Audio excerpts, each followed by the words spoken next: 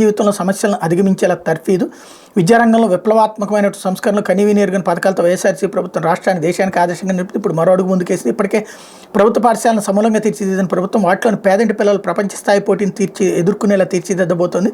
ఇందుకోసం రాష్ట్రంలోని ఉన్నత పాఠశాల విద్యార్థులకు జీవన నైపుణ్యాలపై శిక్షణ ఇవ్వడానికి సంకల్పం పేరుతో కార్యక్రమాన్ని రూపొందించింది. భవిష్యత్తులో ఏదైనా సమస్య ఎదురైతే పారిపోవడం కాదు, ఎదుర్కొని పరిష్కారం వెతకాలి. భిన్న మనస్తత్వాలు ఉన్న బృందాన్ని కలుపుకుని విజయవంతంగా పనిచేయాలి. ఇందుకు భావోద్వేగాలు నియంత్రించుకోగలగాలి వంటి వాటిపై శిక్షణ మేనేజ్మెంట్ స్కూళ్ళకు మాత్రమే ఇన్నాళ్ళు పరిమితమైంది. ఇప్పుడు దేశంలోనే తొలిసారిగా మన రాష్ట్రంలోని ప్రభుత్వ పాఠశాలల్లో అందుబాటులోకి వచ్చింది. తొలి దశలో భాగంగా 1300 ఉన్నత పాఠశాలల్లో 6 నుంచి 8వ తరగతి వరకు శిక్షణ మొదలైంది.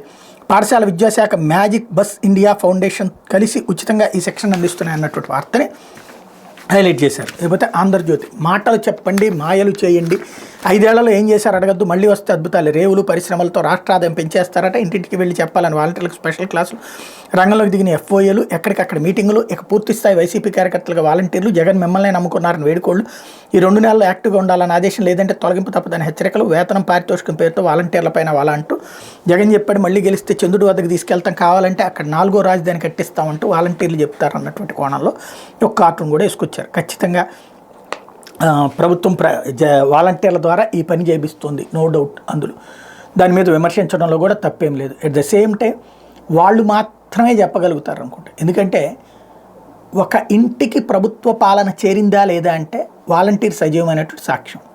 వాళ్ళ మీద విషం చిమ్మి చిమ్మి చిమ్మి చిమ్మి అయిపోయింది. ఇప్పుడు వాళ్ళని కార్యకర్తలుగా వాడుకుంటున్నారంటే ఖచ్చితంగా వాడుకుంటున్నారు. అది అనైతికం, నో డౌట్ ఎట్ ఆల్. ఆ అనైతికం రాసే నైతికత వీళ్ళు కోల్పోవడం ఇక్కడ అసలైనటువంటి అంశం. సరే, దాన్ని మనం ఎంత మాట్లాడినా వీళ్ళ గురించి అనవసరం. లేకపోతే ఎవరికి